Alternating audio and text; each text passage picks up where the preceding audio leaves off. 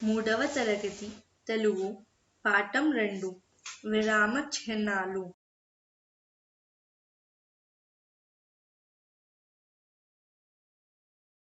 చదవండి, తెలుసుకోండి. మన తెలుగు భాషలో రాసేటప్పుడు భావాన్ని బట్టి, సందర్భాన్ని బట్టి కొన్ని ప్రత్యేక గుర్తులు వాడతాము. ఈ విరామ చిహ్నాలు వాడటం వలన మనం రాసినది ఎదుటివారు చదివేటప్పుడు వారికి స్పష్టంగా, సులభంగా అర్థమవుతుంది.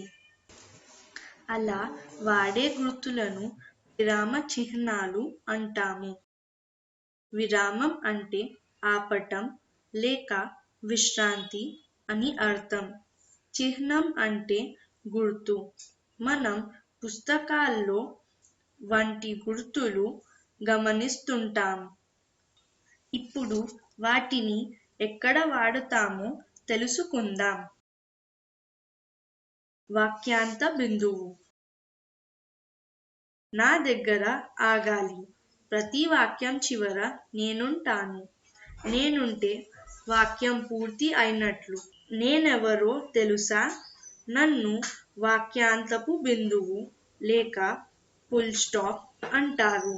ఉదాహరణ: రాముడు మంచి బాలుడు. విరామ చిహ్నం. నా దగ్గర కొంచెం సేపు ఆగాలి. నేను వస్తే వాక్యం పూర్తి కాలేదని అర్థం. నేనెవరో తెలుసా? నన్ను విరామ చిహ్నం లేక కామా అంటారు. ఉదాహరణ: సీత, గీత ఇద్దరు మంచి స్నేహితులు. ఆశ్చర్యార్థకం. ఆశ్చర్యాన్ని, అద్భుతాలని తెలియజేసే మాటల తరువాత నేను ఉంటాను. నేనెవరో తెలుసా? నన్ను ఆశ్చర్యార్థకం అంటారు. ఉదాహరణ: అమ్మో, అడవిలో పులి ఉంది. ప్రశ్నార్థకం. నేను నిలదీస్తాను. నేను వస్తే నాకు సమాధానం రావాలి. నేనెవరో తెలుసా? నన్ను ప్రశ్నార్థకం లేదా క్వశ్చన్ మార్క్ అంటారు. ఉదాహరణ: రాముడు అడవికి ఎందుకు వెళ్ళాడు? ఇప్పటి వరకు వాక్యాంతపు బిందువు, విరామ చిహ్నం, ఆశ్చర్యార్థకం, ప్రశ్నార్థకం మొదలైన విరామ చిహ్నాలు గురించి తెలుసుకున్నాం కదా. ఇప్పుడు ఈ క్రింది సంభాషణలో విరామ చిహ్నాలు గుర్తులు పెట్టండి.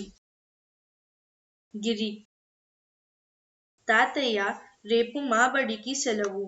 మమ్మల్ని ఎక్కడికైనా తీసుకువెళ్ళవా? గీత: ఆ సినిమాకు వెళ్తే బాగుంటుంది. తాతయ్య: గిరి, నువ్వేమంటావ్?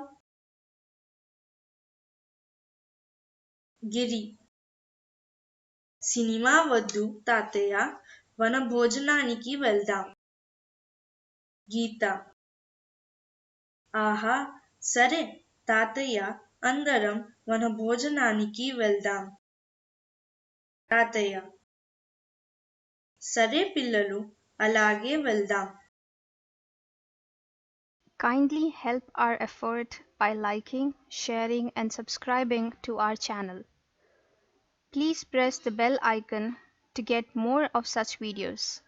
Thank you.